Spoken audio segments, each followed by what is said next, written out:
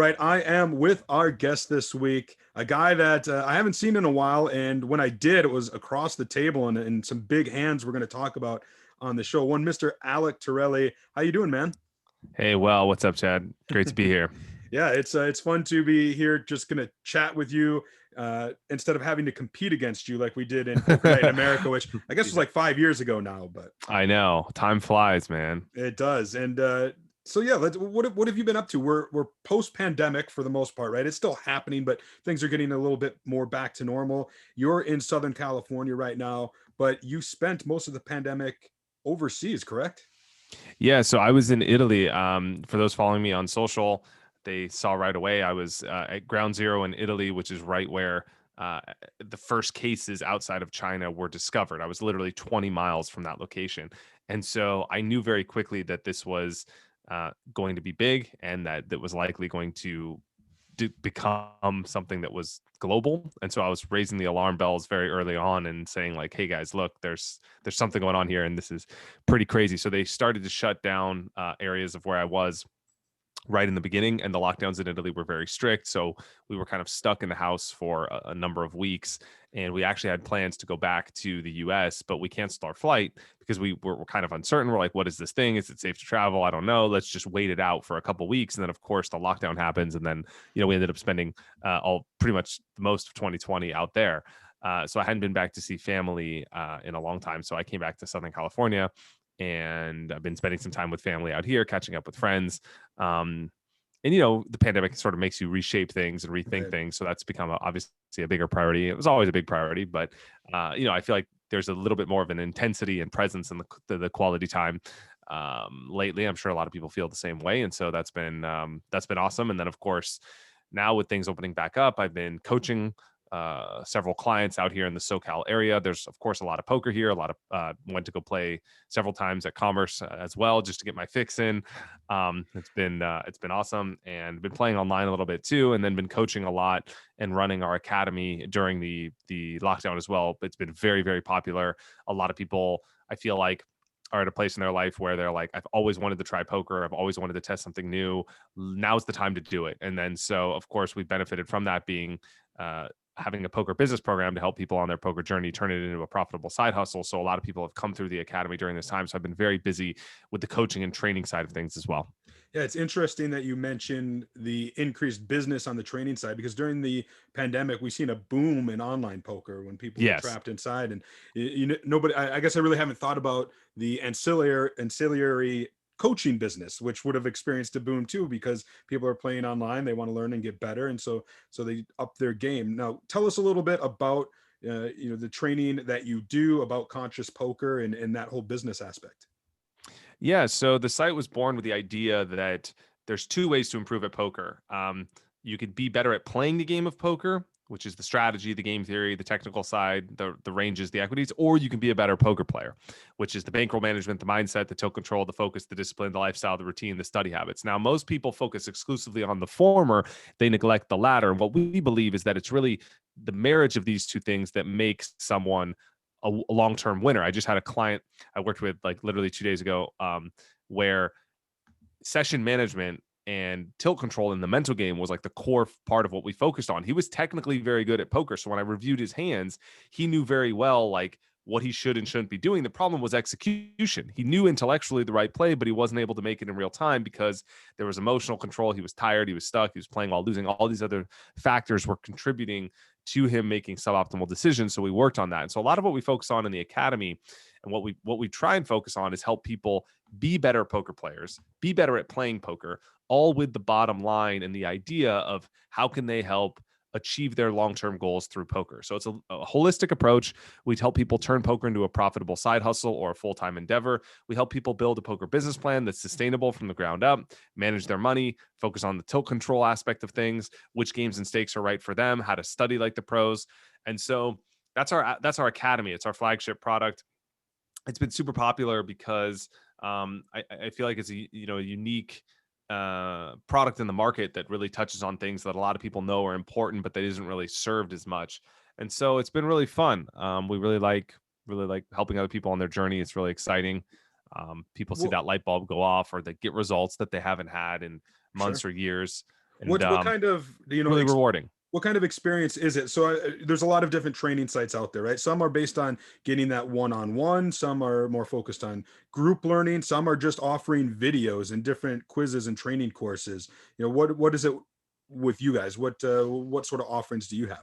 Yeah, it's a new a variety of things. We do have just video only programs that are just like a membership, like a traditional poker membership with video programs on tournaments or cash game strategy, etc.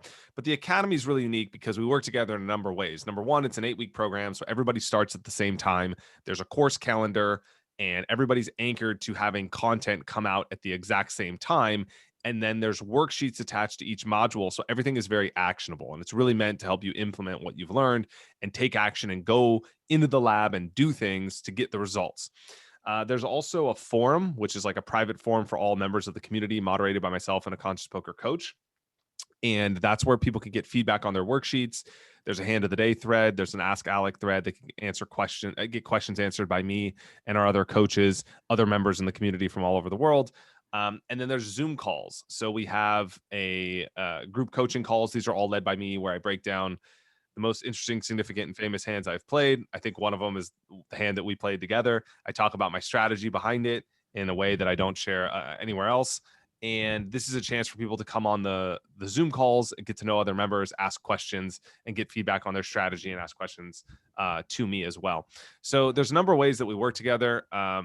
And it's pretty awesome. So I really feel like the community is one of our strongest points. I think that people really get a lot out of the network and the interactions and the people that they meet in the community as well. And that all perpetuates this like accountability and that motivation for them to like really take action and do the homework, go through the program, and get the results that they're looking for. And so it's all kind of engineered with that in mind. And it's a great program. I really, really enjoy running it. I actually have one going on right now. I have a call this coming Sunday with the members, and so it's really fun. Well, it's cool. I think people should check it out. And you referenced it, so let's talk about it. This big hand that you and I played. I'll set the stage a little bit. So this is, and I'm excited to talk about it because when I think about poker hands in my life, this is definitely the biggest what if moment. What if this had played out a little different? And yeah, so let me explain to the listeners or the viewers what happened. So this was me taking a shot. It was a Poker Night in America cash game, 25-50 no limit hold'em cash game, way above the stakes I usually play. This was me just taking a shot, saying I want to play on poker on TV. This was back in 2015. It was at Sugar House Casino in Philadelphia, and it was one of those where the Poker Night in America guys guaranteed me a seat because there was a big event at Borgata and they couldn't fill the lineup with people who could commit. And so I could commit, and they said, okay, you can get a seat. And it ended up being a pretty stacked table. Phil Hellmuth was in the game, Sean Deeb, yourself, Darren Elias, Dan Shack. And then at least on the first day, they put in the 3 cheesesteak kings of Philadelphia. These guys who run the businesses in Philly, who knew nothing about poker. They each got a 5K stake in the game. And it was pretty apparent that they were just going to be giving that away. And my dogs are going a little crazy in the background. They heard cheesesteaks, so they probably got a little excited. So that was the stage, and the game again was 25-50. And so in this particular hand, well, early on, actually, before that, I just remembered I doubled up early with my 5K. I bought in for 5K. I doubled up through you in a pretty brutal set over set hand. I think you had flopped a set of 3s, and I had flopped a set of kings. Does that sound right to you? It sounds familiar. Yeah, I'm pretty sure, because I remember, just please don't get one outed for my 5K. Yeah, now that you mentioned, I remember, but actually, it's ironic. I didn't remember that before, but I remember that you were pretty deep in that hand that we played with the hand that we're going to talk about. So yeah, that makes sense. Well, so here's how the hand ended up playing out was. I had been doing quite well. I'd been on a heater, and I'd been playing pretty snug, right? I think most people at the table realized I was the media guy, that I was taking a shot, and this was, bigger than my usual game, so I wasn't getting too far out of line. But it was, I believe, if I remember right, let me think about this real quick. Well, I opened to 150. That's right. Okay, yeah. You called to my left, right? So I opened to 150. You called to my left. Sean Deeb 3 bets. It was 600. I found it. Yep. He was actually okay. So sorry, I didn't mean to interrupt, but I wrote the hand and I have it right here. I found it on PokerNews. So you got that right. You raised to 150. I flatted, and Sean Deeb to my left, he was in the hijack. He three bet to 600, and Sean Deeb was pretty active at this table. That was to be expected, if you will. It folded back around to you. You just called. I just called, and so it was three ways to the flop. It was 9, 10, Jack, rainbow. Long story short, I had king queen. I flopped the nuts, flopped the king high straight. It was on you to act first, and you ended up leading out for 1100 with what turned out to be two black nines, pocket nines. You had bottom set, and it's on me. And I end up deciding to raise to 3500. Deeb folds to round to you, and you wasted little time in folding your pocket nines face up. You showed the table to the disbelief of many, got rid of bottom set right there without really giving it too much thought. And yeah, it was pretty shocking to the rest of the table, and it's been a hand that's been talked about both by both of us, but elsewhere in the poker world too. Yeah, I was just thinking that. I mean, I think your image played into it, and I think it was a spot where I was looking at it like you're never bluffing. So if you're not bluffing, you either have jacks, tens, or king queen, or maybe you have 8-7. So I'm just like never good. I mean, I guess I beat like jack 10, right? So like there's some hands that I beat, and I'm gonna look really stupid when you have jack 10. But if you offset that with the, you're obviously at the table, you're making decisions with imperfect information, playing the long term strategy. So if I think about it long term against the types of hands I thought you had in that moment, it's basically these nutted hands, and really nines. I mean, it is a big fold, and it was a showcase moment to make it all quick on TV and whatever. But like, thinking through it, I was like really like, okay, there's not really many hands that I beat here, and so that's why I folded so quickly, because I was just like, I'm gonna fold before I think about it and talk myself into calling and do something stupid. You even got the Phil Hellmuth compliments. I remember he said, now you're playing the game. There's only 5 or 6 people on the planet that understand how good your play was right there. Half the players at this table think you made a bad play. And I mean, he wasn't wrong. There were people at the table who were thinking like, what the hell were you doing? I Right. actually agree with you that it was, I don't want to say an easy fold. It's never really an easy fold in that spot, but just given how tight I was playing, which was very obvious, I agree with you that it was going to be a nutted hand there every time. And like I said, if it's against tens or jacks, you're drawing pretty much dead. You're drawing to one out. And this is such a big what if hand for me, because if it was Deeb in that spot, I think he just probably jams it or gets it in, tries to pair the Yeah, I board or think a lot of something. people jam there. Right. And so like, look, I was happy to take it down right there because I was picking up a couple grand, and that was, I mean, it is a lot of money to me. Like I said, I was taking a huge shot playing way over my bankroll for this game. And so I wasn't sad to pull in any pots, but if you jam, of course I've got a call. And so this is Yeah, what of course. I wish we could have rabbit hunted in the Yeah, but moment. we probably would have ran it twice, so you're gonna get Right. half no matter Yeah, what, unless possibly. you get But super unlucky. yeah, it's just one of those like, man, I look back and I think like how great it would have been to get it in, because I don't know how deep we were. We were both sitting on probably a little over 10 grand. I know Yeah, I think and we're both 200 big blinds deep yeah. at that point. And so like it could have been just this massive pot, and it could have, but I would have been great to win a massive pot, but I can only envision how heartbroken I would have been if the Oh board yeah, pairs, and then all of a sudden I go from having this huge winning session to being down and losing. So that's why I say it's like definitely the biggest what if hand of my career so yeah. far. I replay a lot of hands in my mind too. You're not alone. I replay a lot of hands in my mind and just think like how fragile it all is, and how you know, dramatically different results could be with the turn of a card in, a big tournament, deep in a tournament, either for the better or for the worse. I think most often people, unfortunately, only um, lament about the hands that went wrong and how things could have been better if the card didn't go that way, but they kind of neglect to think about, not that you do this, but just they kind of neglect to think about like how lucky they got to be in that position to begin with. Like, so if it's deep in a tournament, I have this tournament fourth place finish where I lost a coin flip.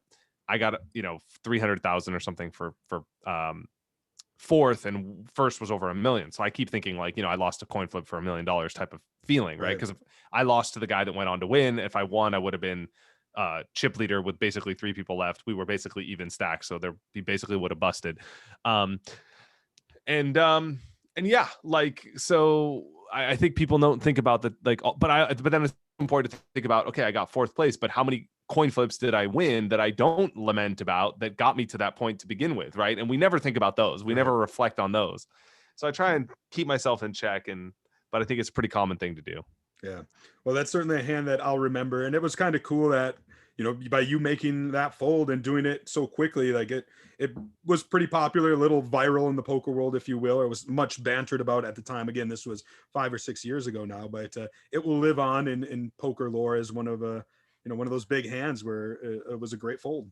Yeah, thank you for that. Appreciate it. Yeah. Yeah, I think the scene of it, the speed of it, Phil Hellmuth there, kind of all just like converged to make it a memorable moment. So yeah, it was cool. One of the highlights of my poker TV time too, and that was a really cool moment. If we end up playing again now, I maybe I'll open my bluff range a little bit now that Yeah, I can get you to fold down, pocket bottom. You're gonna set, level so. me here.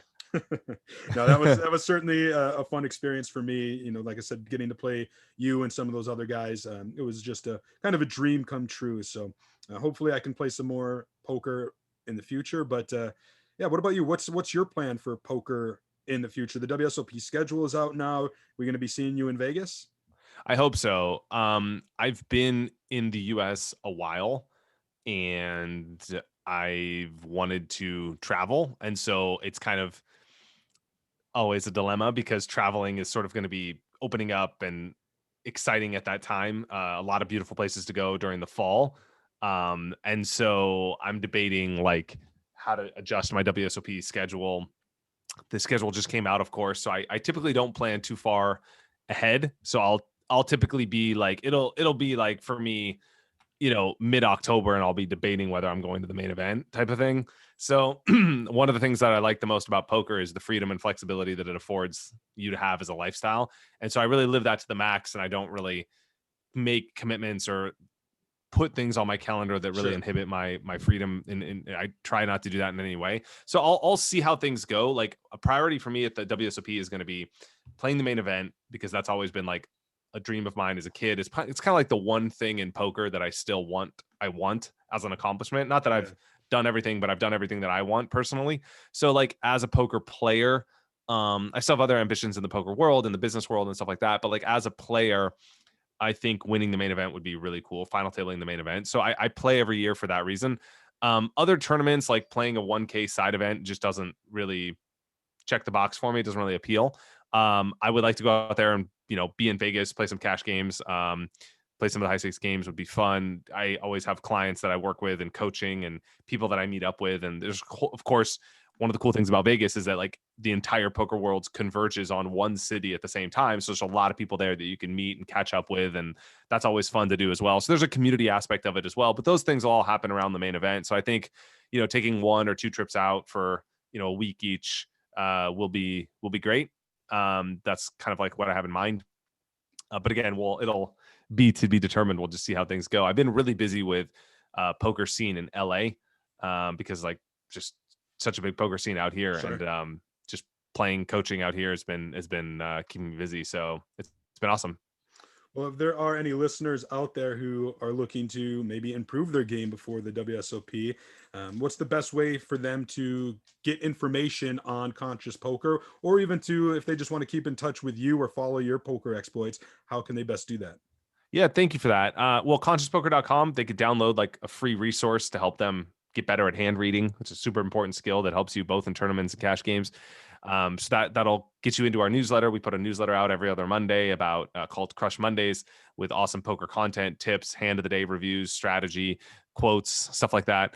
And then, of course, if they want to turn poker into a business, there's our academy. We have coaching. We can work with myself or another one of our Conscious Poker coaches. And then just follow me on social media if you want to say hi. Like I'm very active on social media like Twitter, Instagram, whatever. Just come say hi and follow me at Alec Torelli anywhere on social. And I'd love to say hi. So I'm very friendly, approachable, and I love to get to know people that listen to the show or follow me. That would be awesome. So yeah, come say hi. Well, I certainly appreciate it, man. It's been good to catch up, to reflect on that hand, and hope to see you in the poker world soon. Yeah, for sure, man. See you out in Vegas.